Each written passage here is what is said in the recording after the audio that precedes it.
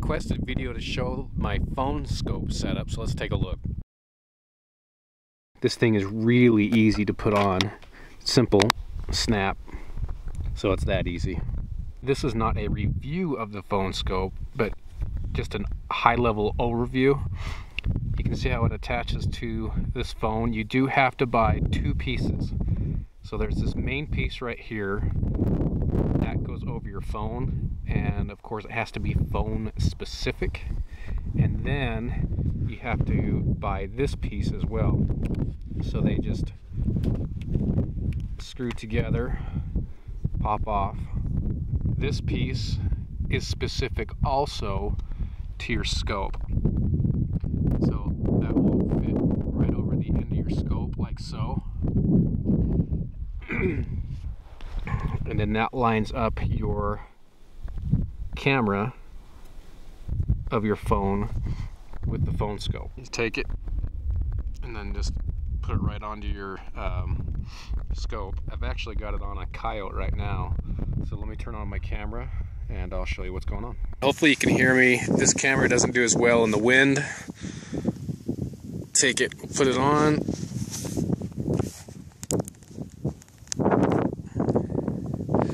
What I find, I always have to adjust it once I put it on because it messes up my scope. It just moves it around too much.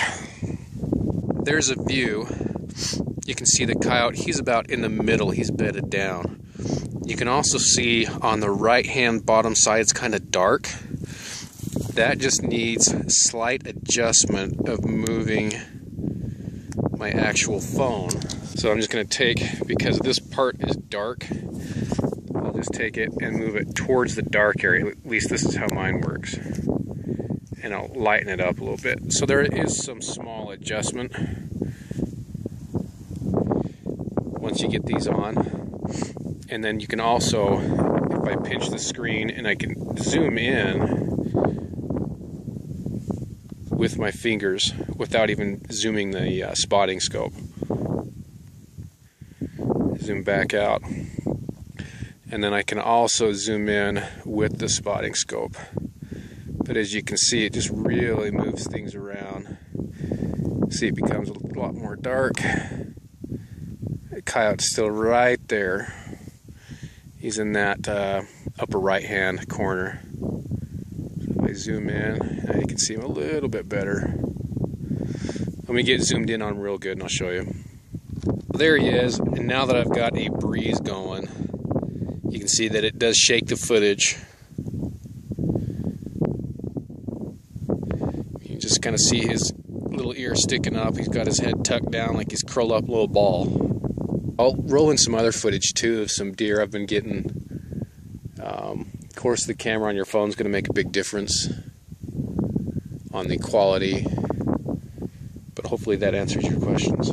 I picked up a new phone, so obviously I can't use this one on the new phone, but one thing I found is most of you guys, most of us nowadays have some sort of cover on our phones.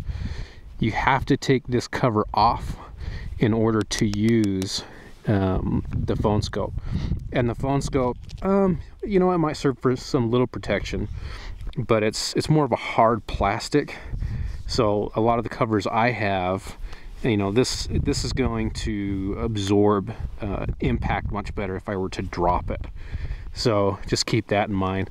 But if you wanted to, you could leave it on there. Typically that's what I do when I'm up here, when I was using this phone mainly, is I would just leave it on constantly because I got tired of taking off this and switched them back and forth. Like I said, not super detailed, but I did get a request for that, so I thought I'd just show how the process works a little bit, show some of the footage.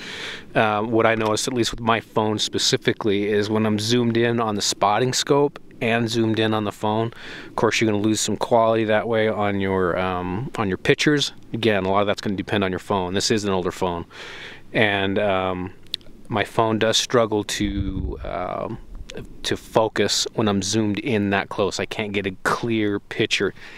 Maybe you might find it different on a newer phone, but that's what mine does.